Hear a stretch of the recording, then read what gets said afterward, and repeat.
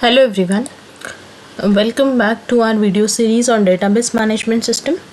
Okay, so in the last lecture or in the last video we have seen how to draw ER diagram and we have taken one example on that ER diagram, correct? Now our today's topic is conversion of ER diagram into relational table. Okay, so here we have given ER diagram and you have to convert this ER diagram into relational tables. Means you have to identify the tables and their relation. Okay, so what are the steps? First is to identify all strong entities. So we have seen what is strong entity and what is weak entity.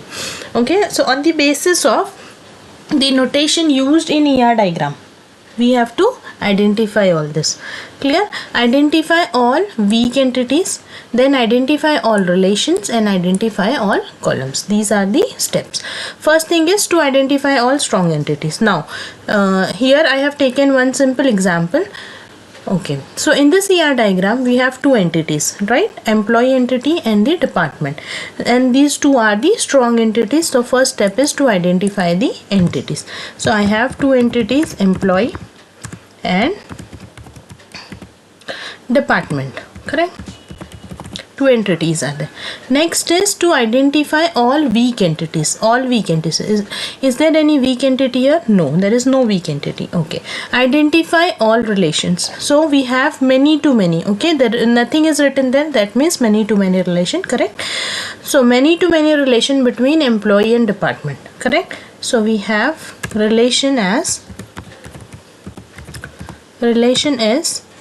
in employee and department we have many to many relation. Okay, I'm writing the short form. Okay, many to many relation. The next is identify all columns. What are the columns? These attributes are nothing but the columns, correct? Employee table will have salary, employee number, employee name, correct?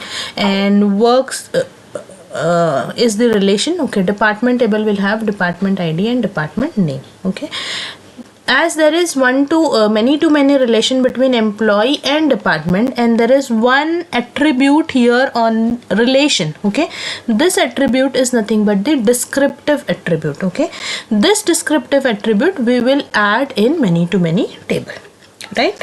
This we have already seen in create table video. Okay, now next is what are the rules to convert ER diagram into relational table. First is each entity type will become a table. So we have two entities, employee and department. So we have, that means we have two tables right now, correct? First table is employee table and second table is department table. Okay, now next is each single valued attribute becomes a column. Okay, how many single value attributes are there? All attributes are single valued, correct? So each single value attribute will become what? Column. So employee table will have how many columns? Salary, employee number and employee name. So employee table, here I am writing employee table is having salary, employee number and employee name. 3 columns it will have. Okay, next is department table. Will have how many columns? 2 columns, department ID and department name. So there is department table, and in this department table we have DID and department name. Okay, 2 columns we have. So we identified 2 tables. One is employee table and these are the attributes of employee table, and one is department table and these are the attributes of department table. Attributes are nothing but the columns of the table. Okay, next is derived attributes are ignored. Is there any derived attribute? No. If it is there, then you have to ignore it. Okay, next is composite attributes are represented by components. Is there any composite attribute? What is composite attribute? Like your name, correct? Name, and name can be divided as surname, first name, last name, like that. Okay, so composite attributes are represented by component. So instead of name you will take columns as surname, Okay, components. Okay, you have to take the components of that composite. So composite is the name, and what are the components? Surname, first name, last name, middle name. That is the components. Okay, next is multi-valued attribute. Multi-valued attributes are represented by a separate table. So is there any multi-valued attribute? No. If it is there, multi-valued attribute, let's say contact number is multi-value attribute, so for that contact number you have to take the separate table. Okay, so if employee table is having contact number, we will take one more table as contact number. Okay, this will be the table. In this you can take the contact number.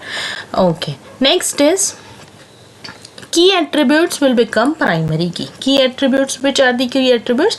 Attributes which are underlined. Okay, e number is underlined here. This attribute is primary key. Department is underlined here, so department ID is primary key. So here we have e number as primary key and department ID as primary key. That's it. Okay, now we have to show the relation. Okay, so there is many to many relation, and whenever there is many to many relation, what we have to do is, okay, we have to create a third table.